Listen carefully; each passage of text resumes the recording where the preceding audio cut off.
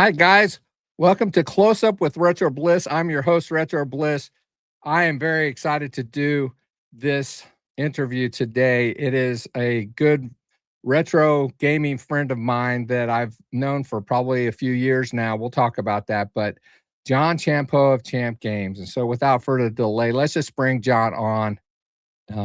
There he is. Hey, John, what's going on, man? Welcome to the show. Hey, Phil. Thanks for having me, man. I appreciate it. I'm very excited. We're going to be talking about a number of things, but the big thing today is Zaxxon Arcade. Yes. So I've got some gameplay footage that we're going to show of that, but everybody's kind of waiting to see when we might get our hands on a demo of it. I have a playable version. So, but what about everybody else that might want to try it before they buy it? Because I'm sure it will be available later this year, right? Yep, absolutely. Yeah, we're planning on a release in October, most likely at Portland Retro Gaming Expo, and then I'll add it to the store by November 1st. That's if all goes well, which I think it is. We're kind of fast tracking this one, so it's been fun developing it. So, kind of came out of nowhere, but it's amazing what you've done. I can't believe that you've done a 3D shooter on a 2600. That's crazy. Well, especially if anybody who saw the original. I think was it CBS who did Zaxxon? No, was it CBS who did Zaxxon, or was that Parker Brothers? It was Coleco. Coleco. Okay, I'm sorry. Yeah, no problem. So yeah, it was. I thought Zaxxon. I mean, I had Zaxxon, the Coleco version back in the day. I actually thought it was pretty good considering the limitations. When you're as old as I am, I am. Yeah, exactly. I know. So we started off in '77 with slot racers and combat and stuff like that. So like Zaxxon, even though it didn't look like Zaxxon, you could tell it retained the spirit of it. So I thought it was pretty cool. But obviously with the advances in technology and the hardware that we use in the cartridge. We certainly take advantage of that, and things we've learned with it really follows the same type of engine that we use for Turbo Arcade and Kicks and Ladybug, where we're able to get multiple colors of the playfield on one line. And once we were able to determine that was possible, the rest was 3D scrolling was a little bit different, and adding in the other features that make Zaxxon. So it was a pretty good effort. So, but anyway, back to your original question regarding the demo. We post. I sent you an early version, so because you're one of my good buds. That's right. But also, yeah. So thanks for playing it through and reviewing the README text and stuff like that. So we'll be posting that tonight. So tonight would be Tuesday night. So that means by the time this video is posted, you guys can go to champ.games and get it. Now, don't leave me yet. Yes, exactly. Watch the video and then see what John says about it. We're actually going to show the game. That's awesome, John. I'm going to bring the video of the gameplay on, and I'm going to try to make sure that the volume's not too hot because I want you to be able to talk during the gameplay. Okay, sure. As long as you're not disrespecting how bad I am. Yeah, I'll try to control myself. Okay, all right. And disclaimer, I've never been a very big Zaxxon guy, but this is a fun game. So I'm going to bring it on to the stage here. I want to make sure that volume's going down a little bit here. Okay. If you think it's too hot, let me know and I'll do that too.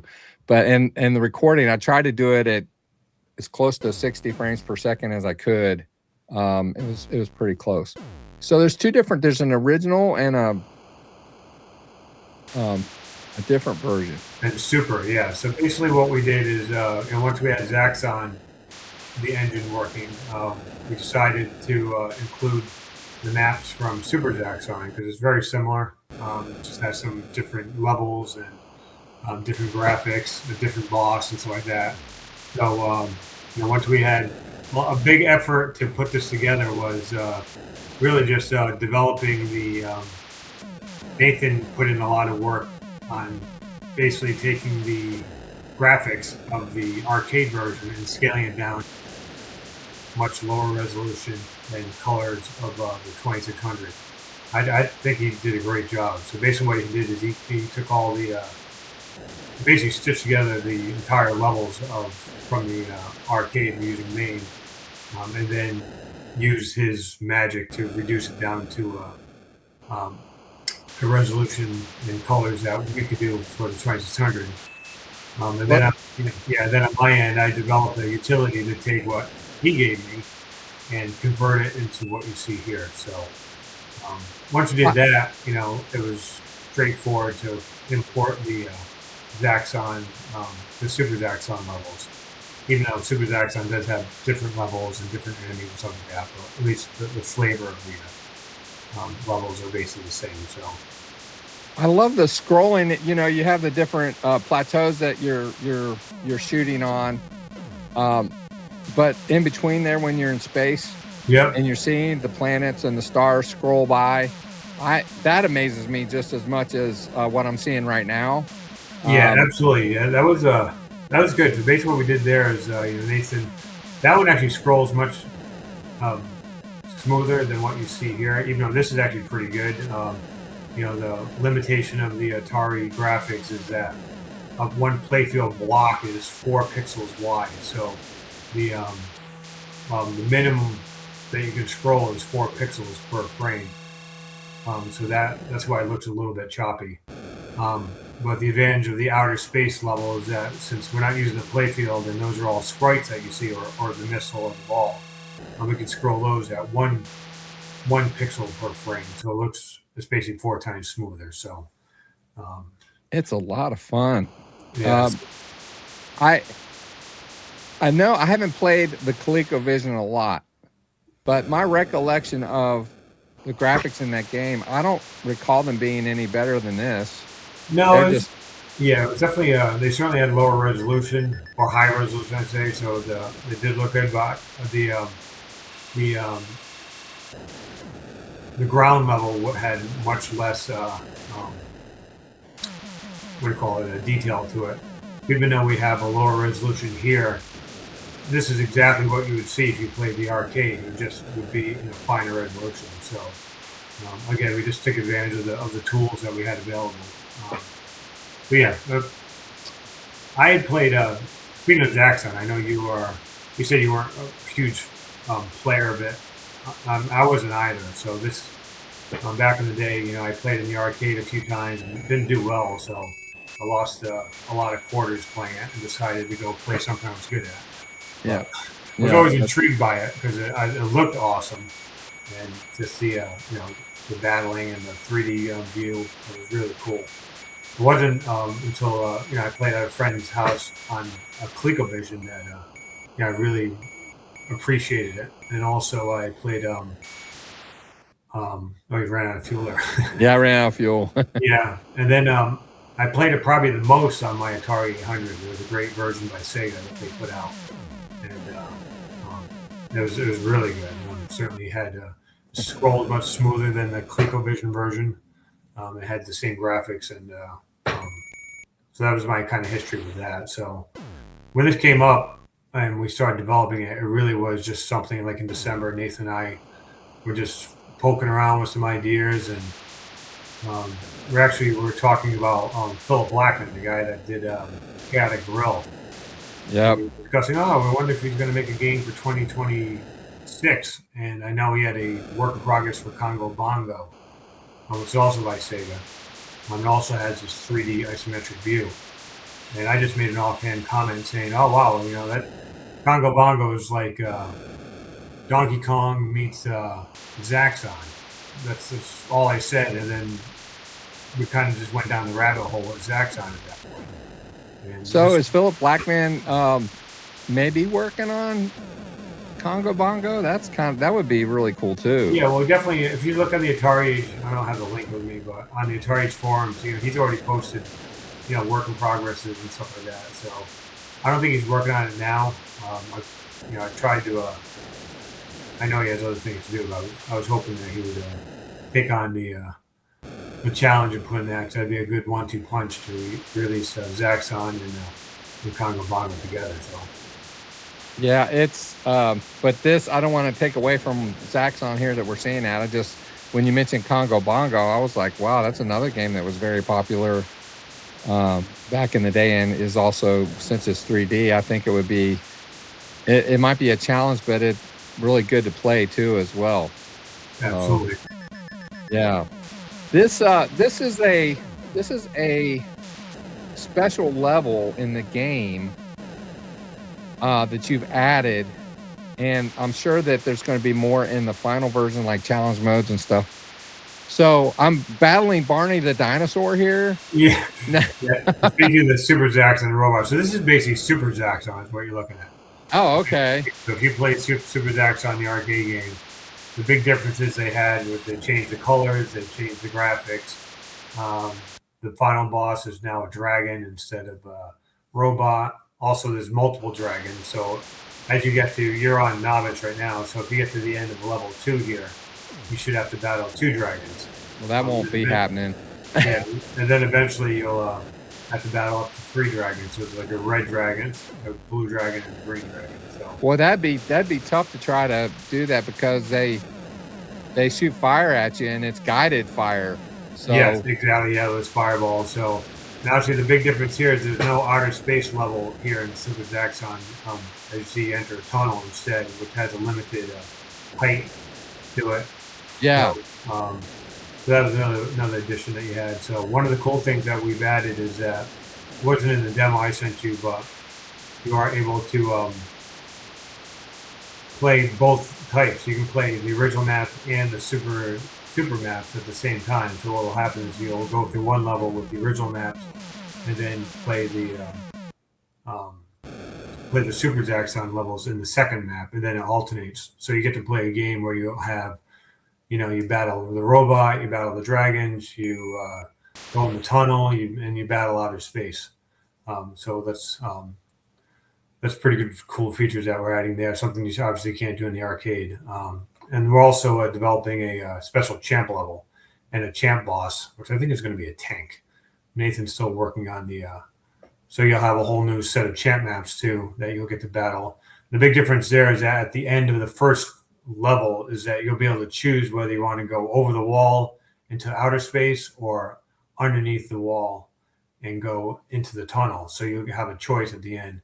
And the tunnel is going to have kind of like a maze in it too. So we have some cool features that we're going to be putting there. So it's going to definitely be packed full of options.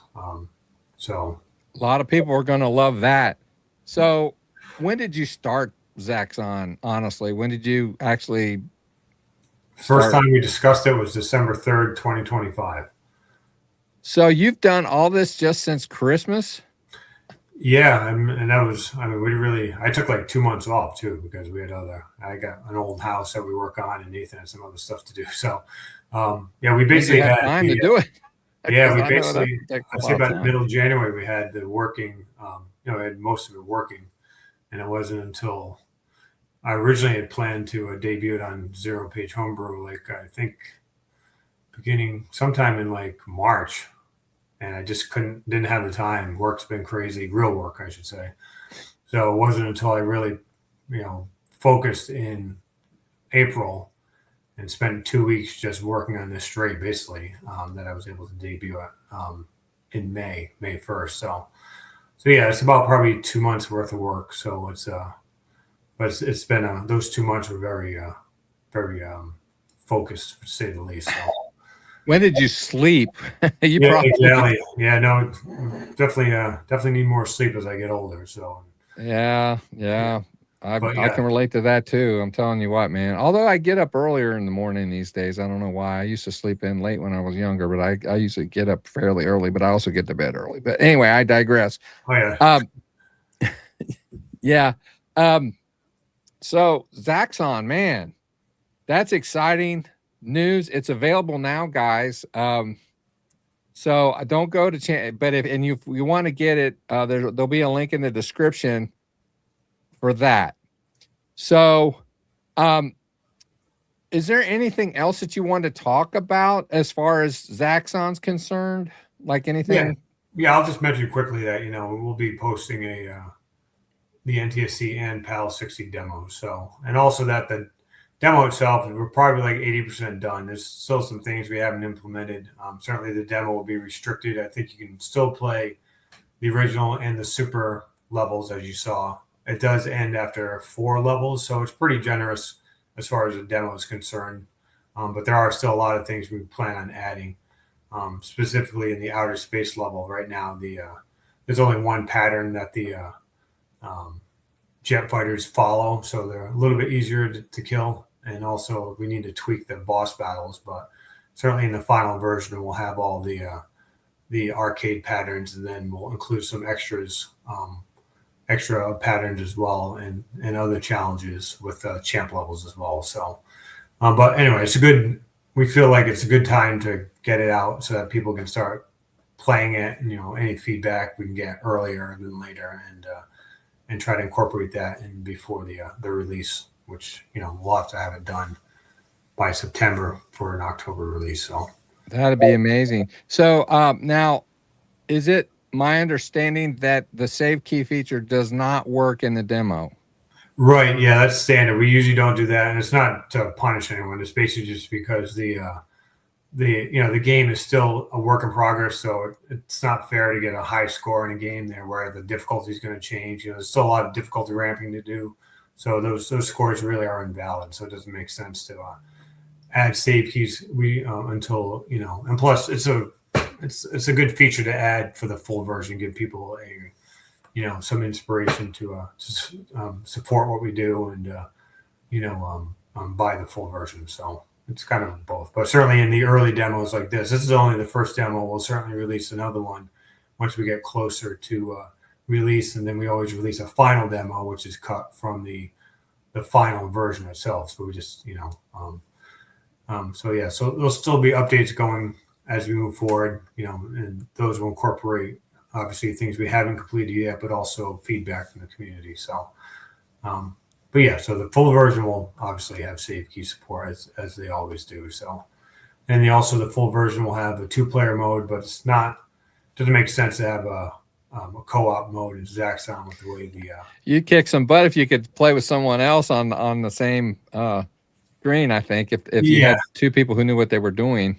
Absolutely, but yeah, it's a little difficult to do. And remember, we're still, even no matter how much hardware we throw at this thing and ARM chips and memory, you're still limited by the Atari's, inherent restrictions, which is you can only have 2 sprites on the screen at the same time in the same level, same horizontal band. So you start putting 2 players in there, you're gonna just increase the flicker even more. I know on your screen it wasn't really capturing at 60 frames per second. So I think right now we're at, when you play it on a real system, there's barely any flicker at all. You can't tell, even if you emulate on a Stella.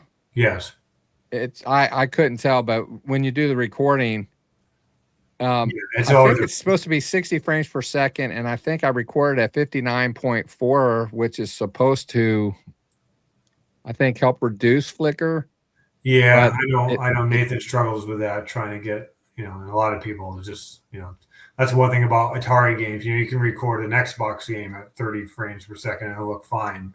Yeah. But, an Atari one really is, if it doesn't run at 60 frames per second, the screen's going to roll. So yeah, it's funny that a 50-year-old system is the most complicated to try to capture video from, but it is what it is. So, but yeah, people get the flavor of what the game is. Well, what you were talking about as far as the limitations of the 2600, I'm going to bring up some. Well, no, I'm not going to do it right now. Yeah, let's do it right now. I might bring it back in a minute, but I'm going to bring up the Champ Games website up to the stage here. You have a ton of games in your store that you've worked on since your first game. Was that Ladybug? Is my memory right? Yeah, it's Conquest of Mars and Ladybug. They both released in 2006. But Conquest of Mars was officially released first. I think it was added to the Atari store in June, and Ladybug was added in August. So, and plus Conquest of Mars was done first. I did that actually in 2005, and I didn't start Ladybug until January 3rd, 2006. So yeah, so that's the right order right there. I really need to update this swath. It's still missing a bunch of games, but well, we'll scroll down to some of these, but I wanted to mention something before we move on, because I do want to talk about the limitations and you know, how you've overcome the limitations of the system to make such great games. But the way that we became friends is kind of fun to talk about, because what happened was, you know, I've been streaming. I've had the channel. It'll be 5 years in October, I think now. oh wow! And early on, which was late 2021, I had live streamed Conquest of Mars, Scramble, and some other games. Well, I was streaming Scramble one day, and I never care about how good I play. I just play something I want to play. And so I'm playing Scramble, right? And I can't get through the daggone building level at the end of the level. Yeah. And I didn't know the technique to do it. And I'm looking at the chat, and who pops on? It's John Champeau. I'm like, John Champeau is in my chat. Yes, I've hit the big time. Great. And you explained to me how to do that. And the last time, which wasn't that long ago, that I streamed Scramble on my channel, I was doing so good in the game that people were saying, man, you're a beast. You know, but once you get past that, you figure it out. Now, obviously the game ramps up, but anyway, that's how we became friends. Oh, that's wonderful. Excuse me. That's a great memory. So Scramble is like one of my all-time favorites too. So developing that after I did take like a 10-year hiatus. There's a 10 years between the release of Ladybug and Scramble. So that was a great way to come back into the scene. And certainly I was inspired by the new tricks and the hardware that was available, and the drivers just really rekindled my excitement about developing for the 2600. So it's kind of what got it all started. And what better way to start it than with a Scramble, which was, I can't even tell you how many times I played that game as a kid. And we had a little soda convenience store up the street. On my way to school, I'd stop by and spend whatever quarters I had on playing that game, trying to reach the end, which I don't think I ever did actually as a kid. I did it on MAME as an adult, but I just remember always trying to get through, just getting through the maze and getting to that final scene was always. I have a lot of fond memories of Scramble. When I live in the Cincinnati area, and we have an amusement park here called Kings Island. Yeah, so I know all about Kings Island. You do you? That's amazing. That's like world renowned. I mean, Evel Knievel has done some jumps there. The Brady Bunch, there was an episode filmed there. Oh yes, yeah. That when they were trying to get Mike's the father's construction plans and. Yeah, that's right. I forgot about the plot, but yeah, that was it. Yeah. So and I live so close to Kings Island that in the summertime every night they fire fireworks at because Kings Island has a miniature replica of the Eiffel Tower. Okay. Yep. Mm-hmm.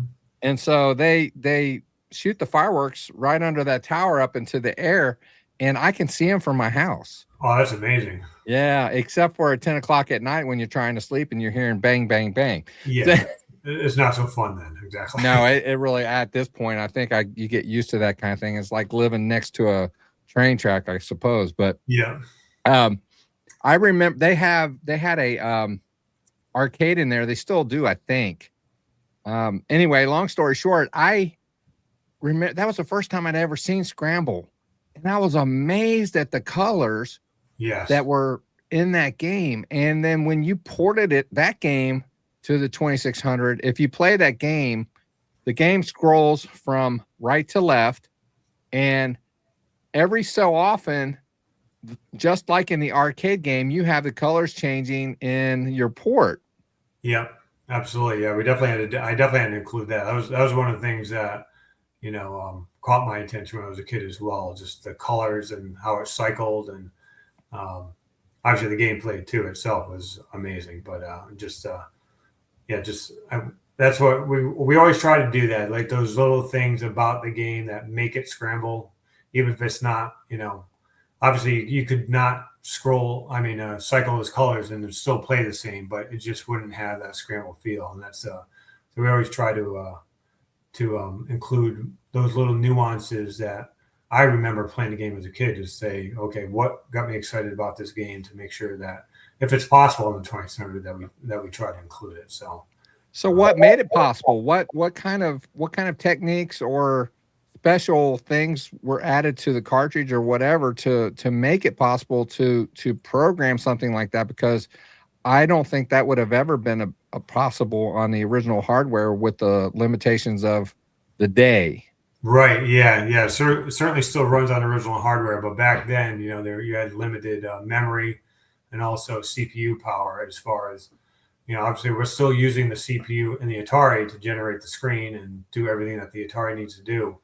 But the biggest advantage to using the ARM chip, which is basically another chip in the cartridge, and that's why, since it's in the cartridge, that's why these games can run on an original Atari, because there's no extra hardware needed for the system itself. It's just back in the day, this certainly isn't new, adding hardware to the cartridges to get extra memory, or even in the case of Pitfall 2, David Crane was really ahead of the curve there when he designed the DPC chip, which is basically stands for David P. Crane, by the way.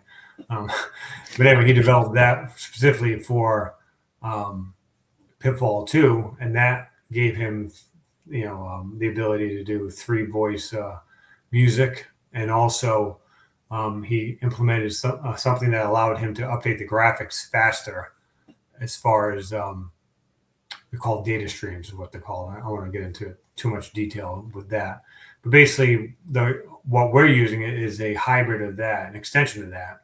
But you can think of, instead of using 1982 hardware, we get to use 2026 hardware, or it's actually a little bit young and older than that, but still, so instead of, a 2 megahertz processor, we have a 70 megahertz processor. Instead of an extra 1K of RAM or 512 bytes, whatever it was in the DPC, we have an extra 4K of RAM. So with those, with that combination, we can basically do the same thing he was doing for Pitfall 2, but do it on a much higher scale. So certainly that's amazing. So certainly with Scramble, just quick anecdote about Scramble, is that originally started off. We had just, when I came back into the scene, we had just released. I kind of eased myself into it by we released through Atari Age Ladybug Arcade. It wasn't actually called Arcade. It was Ladybug Collector's Edition. Which is basically, it was a redo of the 2006 version, but we put on a new title screen. We put and it was a Coleco. It was a kind of a what if situation where, since Coleco had announced Ladybug, we said, okay, this would be cool for collectors. What we're going to do is we're going to change the title screen and make it look like Coleco actually developed it.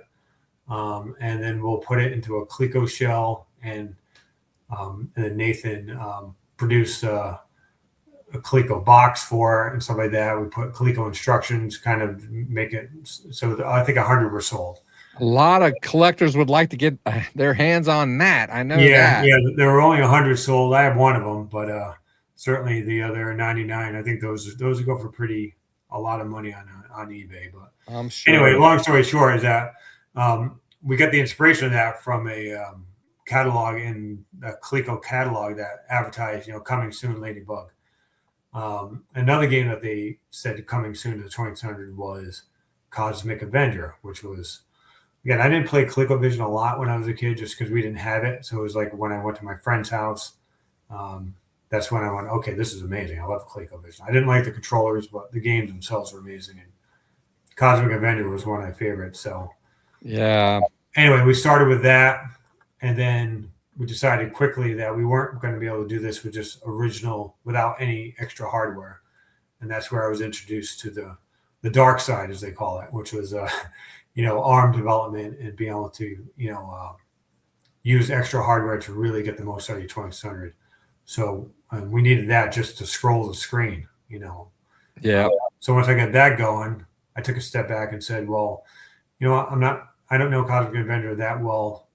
Scramble is one of my all-time favorite games. I'll be very inspired to get this done. So Cosmic Avenger turned into Scramble, and that's kind of where that all went. So that's something new I hadn't heard after all these years. So we still plan on releasing Cosmic Avenger at some point, because I think it would be good, because since then we haven't really released a 2D scrolling game. It was that, and then we released Super Cobra Arcade, and then that's basically it. So it'd be nice to add another game of that type, of that genre into our catalog. So I'll be on that. Yeah, I love Cosmic Avenger. I think it's really cool, and it's kind of it's kind of funny because Coleco back in the day, they got licenses for maybe not the most popular games, except in the cases like Donkey Kong, and certainly Zaxxon would consider that. But yeah, a lot of second tier games that people may have not played or heard of, like Ladybug, Space Fury, Cosmic Avenger, Pepper 2. There's a lot of games that kind of flew under the radar, but are still extremely fun games. So, and those are the type of games we actually like to make the most. There's a million ways to play Donkey Kong, and everyone knows that, and there are a million ways to play Pac-Man. But some of these games, like Tutankhamun and Kicks, or Mappy or Zookeeper, obscure, to a certain point games that people may have not enjoyed or even known of back in the day. Because if you remember, I mean, we're the same age. Back then you went to an arcade, you went there the next week, there was like 5 different new games. Yeah. If it was an arcade, that you never knew what was going to be there. Yeah, and this age of innovation was like out of control back then, and me personally, I only had a few quarters. I was like collecting cans and finding stuff off on the street or whatever. Yeah, picking up pop bottles and whatever. Exactly, taking my paper route money and scraping together $2. And if you went there and you had a chance to play Pac-Man or some other obscure game, you'd mostly choose you go to the game that was more popular. So anyway, I'm kind of rambling here, but that's kind of where all that came from. So obviously you're a gamer. I was. I don't play games anymore. I make them, unfortunately. So then to answer me this, because I've actually had some people kind of express this question to me, and it's kind of a good question. Since you actually design and program these games, during that process, you have to play these games a number of times, maybe hundreds, maybe more than that. Yes. Just to, get it down. But, how have you been able to ever take any of your games that you have and just sit down and play with them and have fun? No, not that. Except when the best is when I was testing Robot War with my son Joey, and also Wizard of War. Those are co-op games. Yes. And that was actually, even though it's tough when you're developing the game and we would be testing it, testing. So we're still playing to play. Like, I was having, I remember playing Wizard of War with my brothers. I have 4 brothers, and back when I was a kid, that was some of my best memories, is playing co-op games with them, whether it was Joust, Wizard of War. They didn't have Robot War co-op back then, but you get the gist. So yeah, playing with my son was like the circle of life there. It was amazing. So and getting to that had to be very gratifying, especially something that you had created.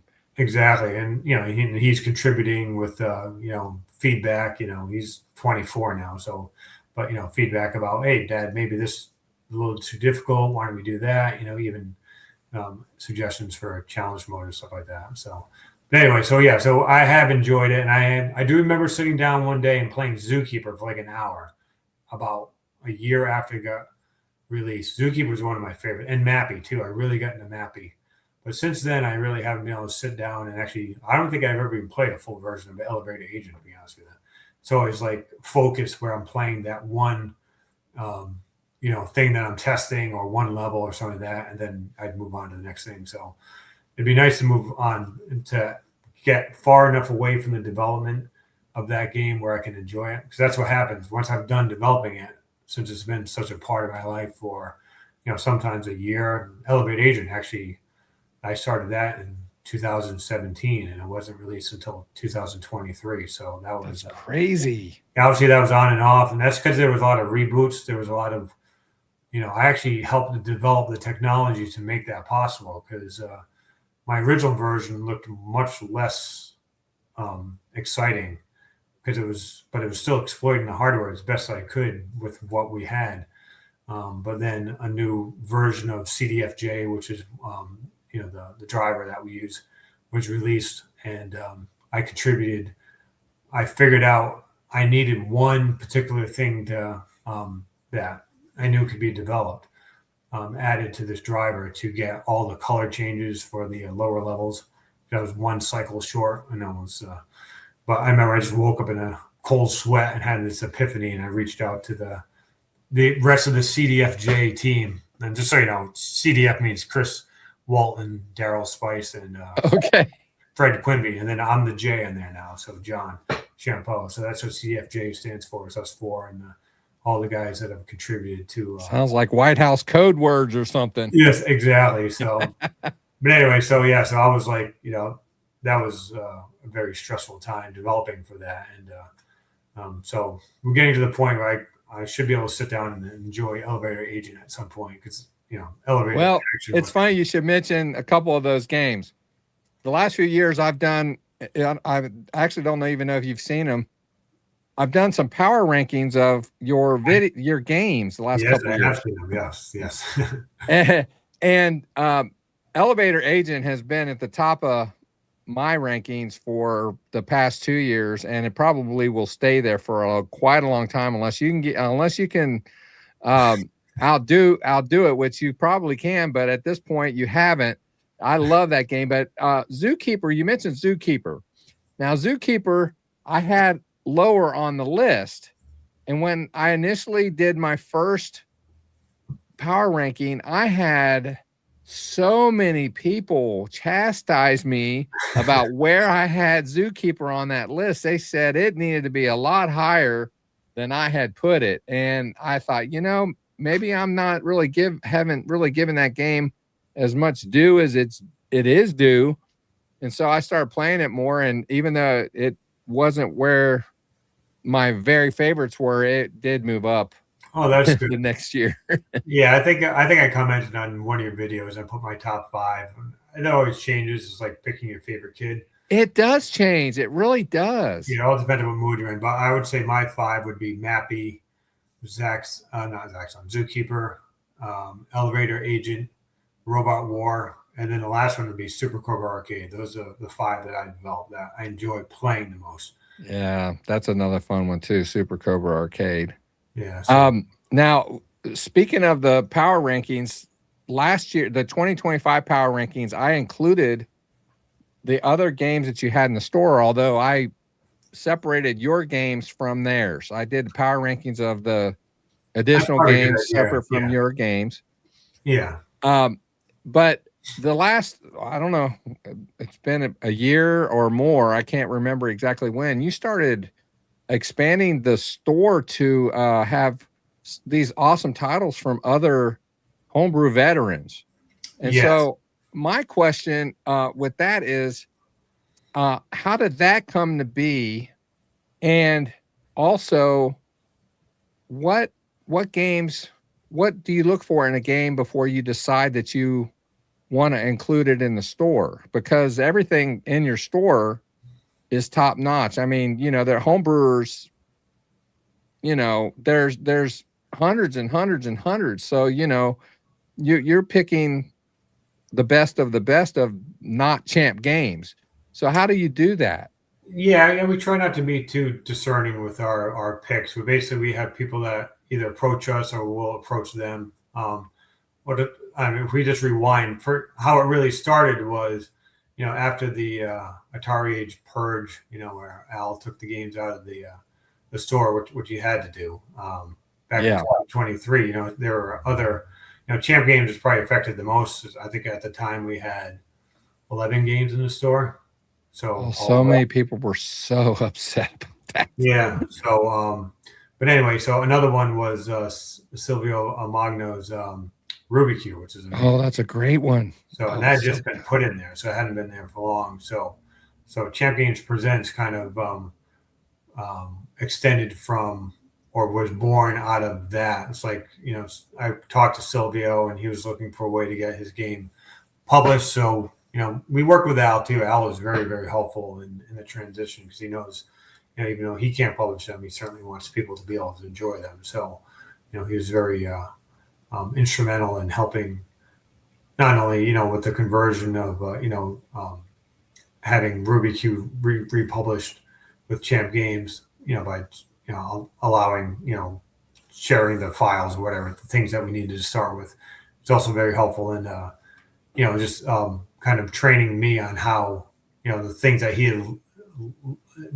had learned publishing over the years, where to get your boxes and your inserts, and, the springs, and how do you put the cartridges together, and, what kind of label stuff to use, setting up fulfillment center with shipping and stuff like that. So he was, the bags that we use to, cover the boxes, so he's very helpful there. Anyway, so we worked with Silvio, and Ruby Q was the first one that we added. We actually added 5 at that time. So Nathan Strum has really been instrumental in that. He's been kind of like my the guy that reaches out to these developers to see if we don't have them reach out to us. So so that was like Chris Walton. So that's how we got Juno first. Also Chris Walton and Thomas Yentz for Star Castle, and then Carlos Santano. We released 5 of his games now, and the original batch we had The End and Stratovox. So those are 2 games that had just been added to the store as well. So speaking of Nathan Strum, I do want to ask you this. He has been very instrumental in your games, and not only in-game graphics, but also for graphics for your artwork. But not only him, Dave Dries. Yep. I'm not sure exactly everybody who's been involved with the artwork that you've been involved with, but those guys are amazing. I've talked to, Atari games when Atari was Atari and the 2600 was still in production. The artwork in the games usually outdid the actual game. It was so good. Sure. They had set that bar very high, and you guys have hit that bar with the artwork. Nathan, Dave, the other people that may be involved.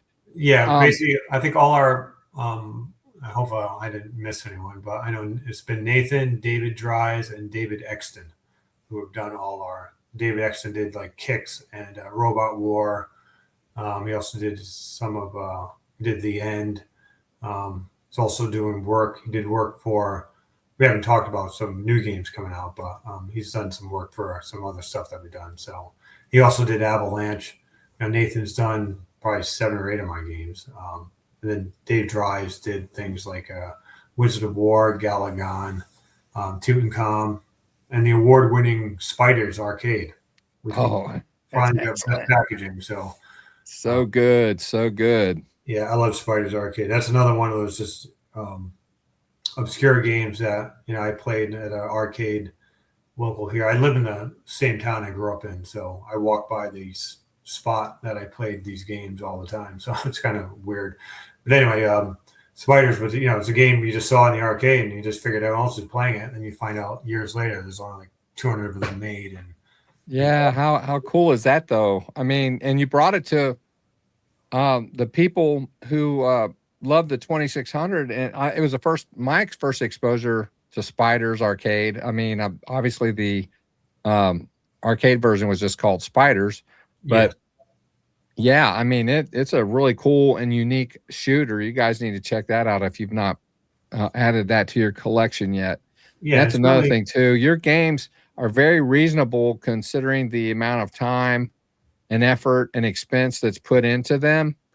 But even so, to collect all of them can be expensive. But luckily for me, I started a long time ago. So I would say, I was like, oh, some new ones are coming out. But now, you've added all of these games from these other developers. And so now people are like, well, I'm going to get Champ Games first, but I am going to get this, or I am, and people like, I kid all the time that whenever I spend money, I usually spend a week on the couch, the house, right? And I have a feeling there are a lot of guys that are spending a lot of time sleeping out in the shed or something, because but I always say it's always better to seek forgiveness than to ask permission. So let's just get it done, get them and play, have some fun, and then she'll get over it. I agree. The cost. We try to limit, reduce the cost as much as we can, but it's very reasonable, and you don't have to buy if you can't afford it. You don't have to buy the artwork. Like as far as the box is concerned, it's an extra, I think $10 per game, which is very reasonable because I think Atari Age can charge like 15 at times. I don't know, I can't remember. And then if you really want to experience the game and you're not necessarily a collector like I am, or you don't necessarily need to play on original hardware, you can. Usually, most versions of these games, I think you can get the ROMs at a very, very reasonable price as well. Yep. Yeah. We ROMs are between $10 and $15, but if you buy a ROM with the cartridge, you get $5 off. So you can get the ROM digital copy of Scramble for, which is usually $10. If you buy the cartridge, you can get the digital copy for $5. So it's very reasonable there for the people that want to be able to play on the go, or maybe they're just buying the box to collect and they want to play the ROM on their Harmony cart. And we understand that times are tough, and certainly money's tight for everyone. So we try to do what last 2 years we've done our 12 days of Champmas, we call it, in December sale. So where we have our games 12% off for 12 days leading up to Christmas. We'll do something similar this year. And we I don't know if we have a sale going on right now. Till the 30th. Yeah, we just extended it to the end of June. So it's bring that up. That's actually a good one, because that one you get 10% off on the cartridges, 20% off the ROMs, and 30% off. We have a few t-shirts left here and there if anyone wants to buy some Champion swag. Well, the problem is your swag, if I buy swag, that it needs to be made by Omar, the tent maker. Yes, I know. We've had a few people complain about that. So yeah, we have those sizes go a little bit quicker. It's always tough because we don't have a service that's just printing them on the fly. We buy them, 25 in a bulk. So we have to choose what sizes. And I get it. I get it. Trust me, I get it. But anyway, so we'll try to get a 4XL for you. I promise. So all right. Well, let me know. I've got my name on hand on the credit card now. So you just let me know. But anyway, I've actually lost some weight. I still would take the 4X, but I've lost like 50 pounds in the last year, man. It's been crazy. So maybe we can squeeze into the 3XL. So.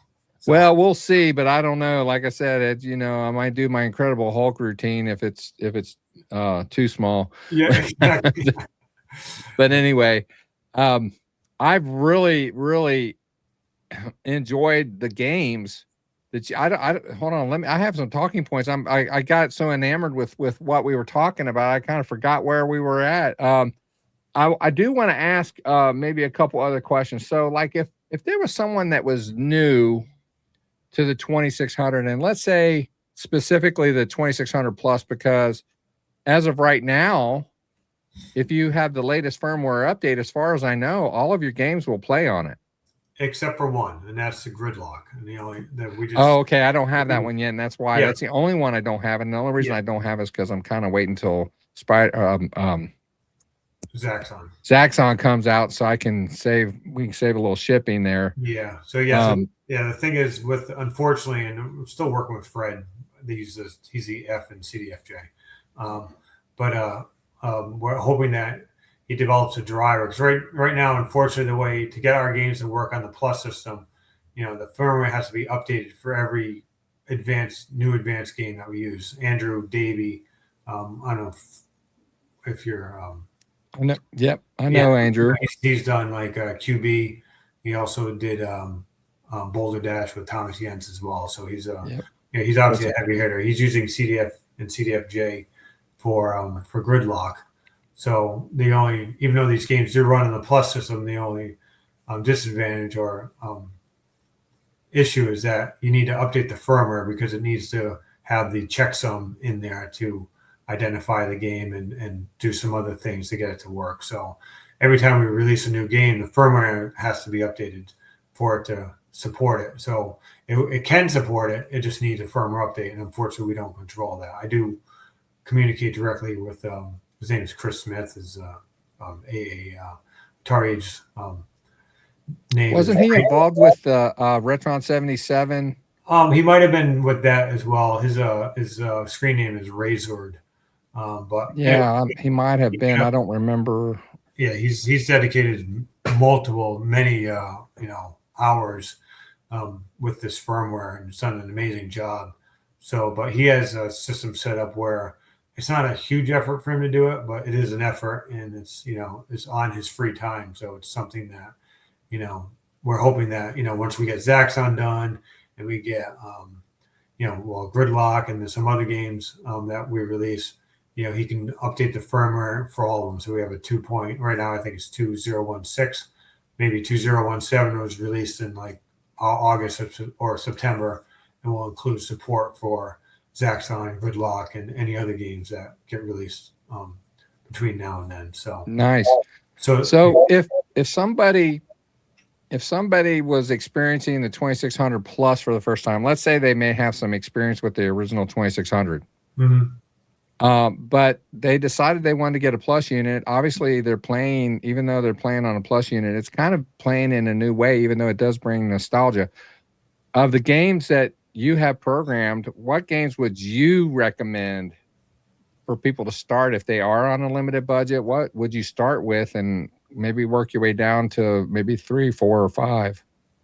Yeah, that's kind of tough. I mean, I would say Scramble right away, just if people like that kind of game. It's all depends on your taste, obviously. Galaga is an easy one to jump into, obviously based on Galaga, and very easy game to play as far as, move left and right and fire. Games like Zookeeper and Mappy are more complicated, and that's what I like about them. There's more depth to them.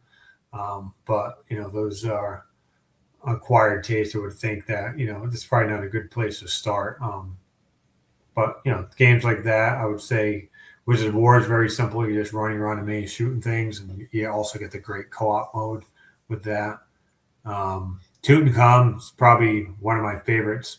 Again, that's one of our newer games, and for that one, you're basically just going around a maze and shooting stuff and collecting treasures. So again, the learning curve is short there. But if you want, if budget friendly ones, I would definitely recommend Juno First. That's a Champ Games Presents game.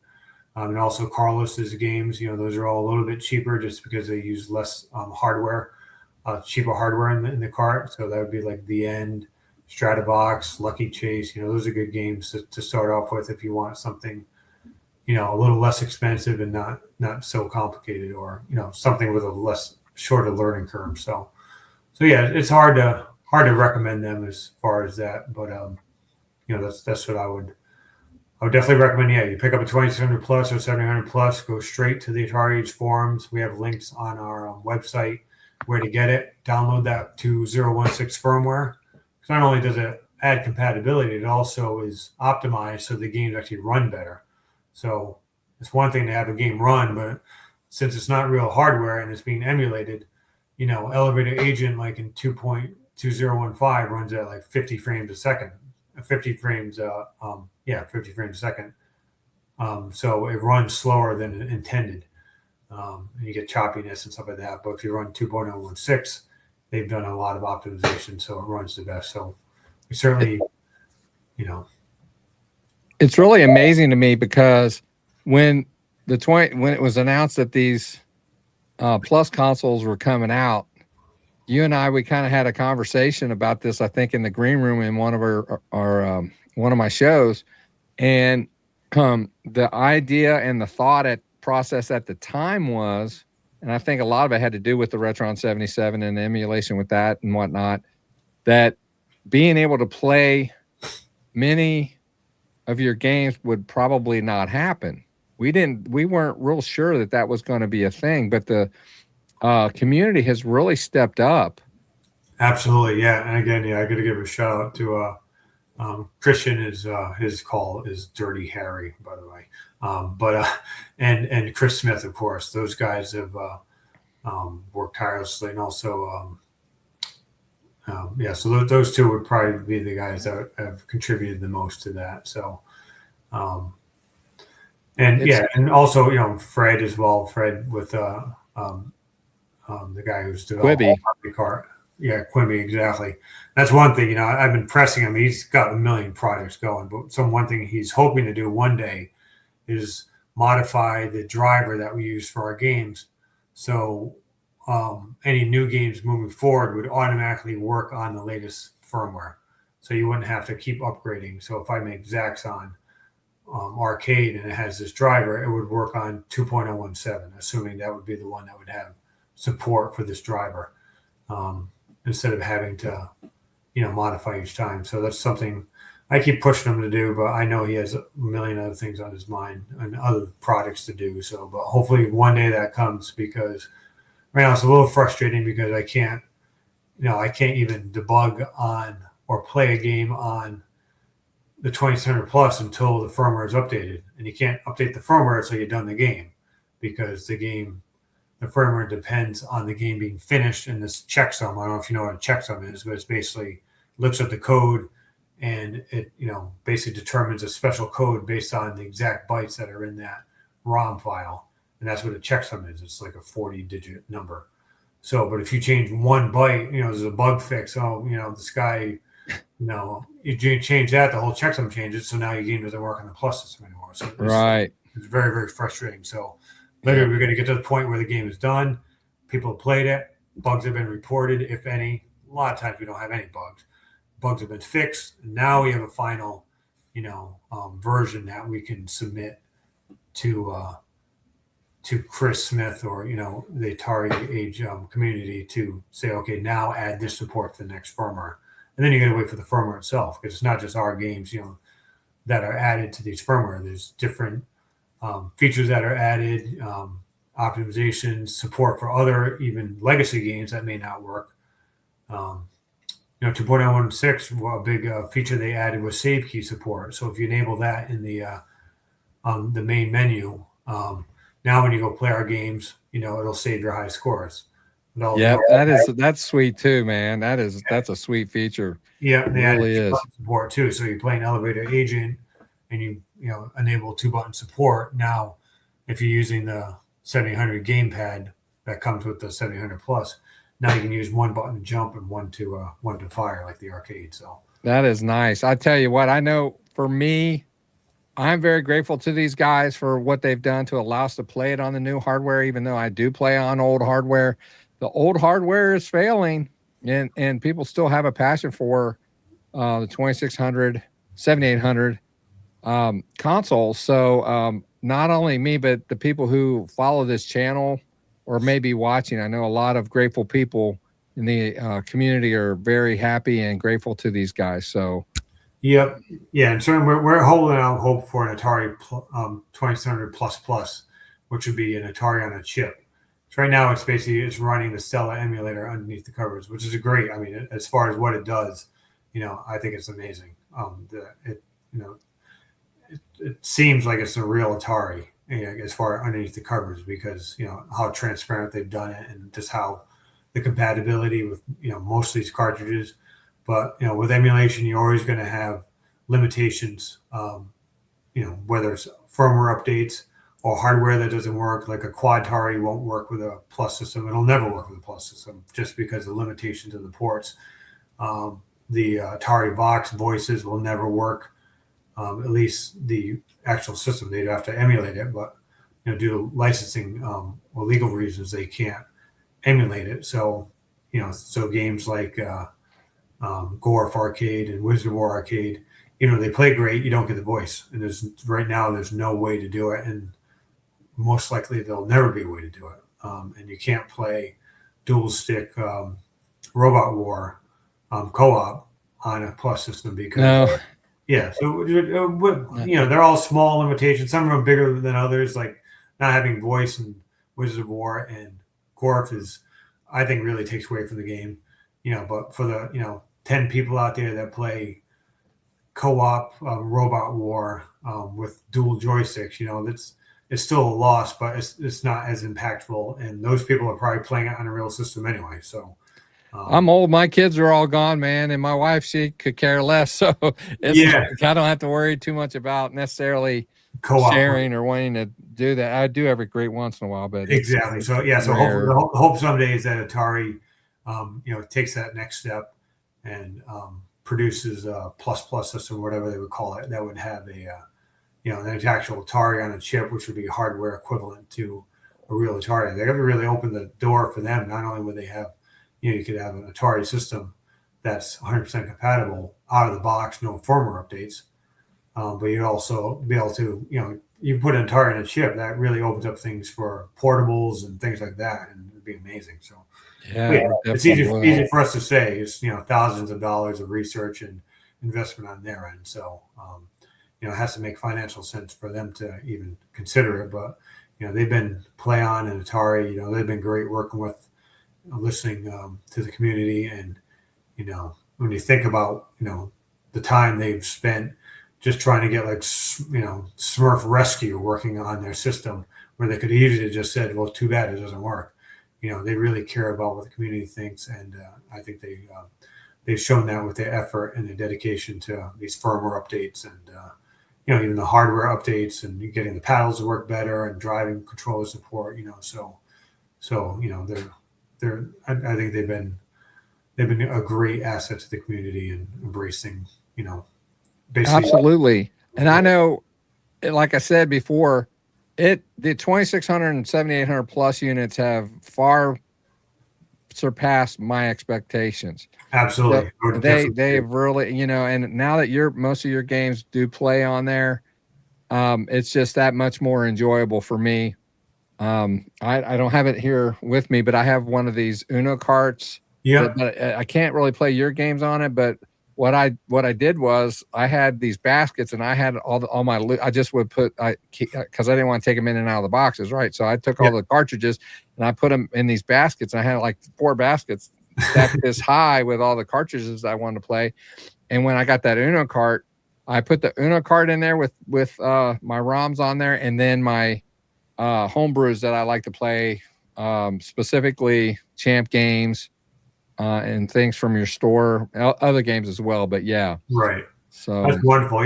Speaking of just briefly, obviously we've developed all our games using CDFJ, which is done by Fred Quimby, who makes the Harmony cart, and that's why most of our games run on the Harmony. Again, the larger games don't, but Fred does have a plan. I don't know if it'll come to fruition soon, but to support the larger games like Zaxxon Arcade is going to be 64K, Elevator Agent, and Turbo. But anyway, do you think his multi-cart will? I don't mean to interrupt you, but do you think that cart will be compatible with the Plus systems? No, I don't think it will. Okay, but certainly, as far as the Uno cart is concerned, I have worked, communicated with the guys that make that, and once I have some free time, I would like to spend time, because it is possible. They've got like Mappy working on the Uno cart. So there's a proof of concept out there. There's code that needs to be changed to do it. So at some point, I really want to focus on,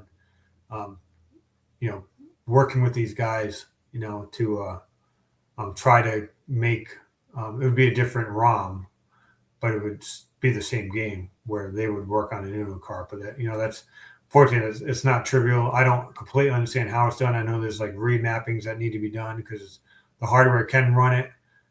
It's just the memory map is different, so things have to be recompiled and whatever. So there's some things that need to be done for it to happen. So I'm hoping one day to take that on as a side project and start converting our games. So they run on both, So when you order the game from us, you would get 2 ROMs. One that's for the Harmony, and one that's for the Uno cards. So hopefully someday. That'd be sweet. Yeah. Well, I think the Uno card is becoming more popular as well. So it'd be, certainly we'd love to do that. It's just, there's only so much time in the day. This is a part-time thing for me, and well, that was another question I was going to have. I mean, you've got this store to run on top of, everything else that you're doing, and that involves getting boxes and manuals and posters all printed and ready to go. The other things that might be involved in packaging, and then when you do these boxes and they just come in, like you got to put them together. You can't they're not already made up. They're flat when you get them. So you're probably, that takes a lot of time. Yeah, absolutely. I'm very lucky. My lovely wife, Maureen, has really embraced that. Thanks, Maureen. Yes. So she's done, she puts the boxes together. I have terrible eyesight, and I don't have the fingers for putting together things like that. So she does puts all the boxes together. I make the cartridges, but she puts on all the labels because I can't put them on straight for some reason, much hard as I try. And then she does all the fulfillment for me, at least most of it. So she'll do all the put things in boxes. So she puts the more and Maureen, huh? Yeah, that's for sure. She had a full-time job too, at an hour commute since we moved. So it's, but she puts in a lot of effort to try to tell her on behalf of all of us, we say thank you for that too, because the less time that you're doing that kind of thing, the more time you're doing the other stuff. Yeah, like actually making games. That's what I love to do. But certainly I spend a lot less time making games than I used to, which is too bad. But yeah, well, I've really enjoyed this talk. Just kind of not so much an interview. It's just kind of hanging out and talking, because I consider you a friend, man. We've been friends for a while, and you've been on the show a number of times, and it's just such a pleasure having you on. And anytime anything new comes across, we definitely want to have you back to talk about it. But I'm going to bring up Zaxxon one more time so people can see. I want to make sure my volume's down. Okay, still down. So this game John has announced that this game is now available. So if you're seeing this video, he has announced that it is available. And so we're going to be releasing this video around the same time he's going to be putting it live on his website. And so great demo. And I can't wait to get my hands on this game. And like I said, have not been a big Zaxxon fan, but the more I was playing it, the more I was getting into it. I'm going to die here real quick. You're going to see that haven't figured out to stay high when those things are firing across. But anyway, such a great game. You guys need to check it out. And while you're there downloading the demo, check out the store and get some cool games and some cool merch and that kind of thing. Let me do something here. I think they've got the idea on that. We've had a good time talking, John. I've really appreciated it. And tell Maureen we say thank you again. And absolutely. Thank you to everybody who's watching. And be sure to stay tuned, because we got some other cool interviews coming up on the Close Up with Retro Bliss. So with that, y'all have an awesome day. Thanks again, John. You guys be blessed, and we'll see you next time on Close Up with Retro Bliss.